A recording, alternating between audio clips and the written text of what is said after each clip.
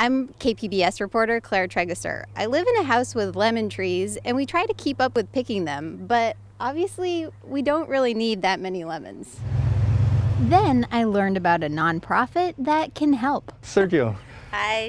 Hi, thank you for this opportunity. Sergio Padilla is the founder of Harvest Crops, a 501c3 based in Lemon Grove, a seemingly appropriate name for the city. Once we're done, we'll place them in the trailer. Their mission is to help residents like me do something with all the extra fruit they don't need. And what we do is, with your permission, we'll pick the fruit. All the fruit that we pick is going to go to the Chaldean refugee food bank. Padilla works with Chaldeans, an Iraqi ethnic minority that has a large community of immigrants and refugees in El Cajon. Everybody pick up his own. Sometimes Harvest Crops takes school groups or church groups as volunteers, but on the morning they came to my house, the crew were all Chaldeans. I had wondered what a food bank would do with all my lemons. They're not like oranges or grapefruits that you can just eat. But Padilla assured me that from cooking to cleaning, the sour citrus are definitely wanted. The fruit that is being picked, the lemons, is always requested by the Chaldean community, and it's going to go to their food bank. When they receive it, it's distributed in bags. Trust me, there's always a need for the residential fruit, because the fruit goes to those who highly appreciate. Well, this is my first time, to tell you the truth. It also benefits volunteers, such as Zak Nashi, an immigrant from Iraq. We'd like to see our people get involved in social and do some community services that make them a part of this community and make them really get into the community and help doing things for others.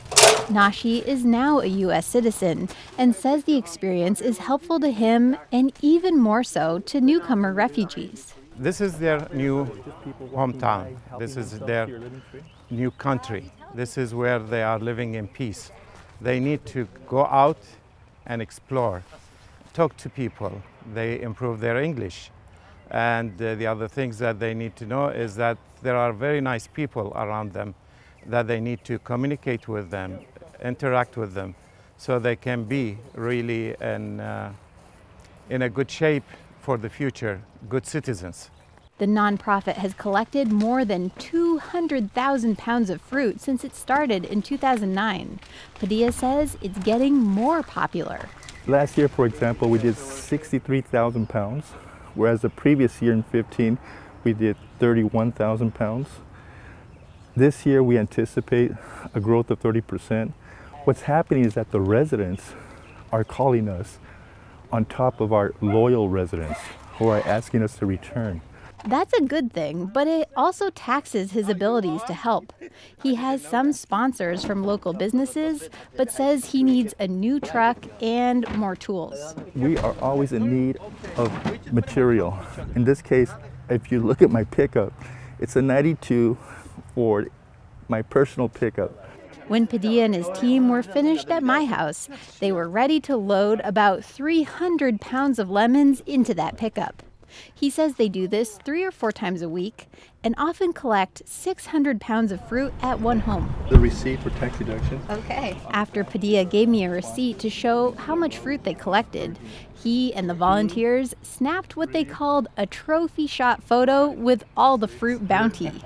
With smiles on their faces, they then filled the truck, cleaned up my yard, and went on their way.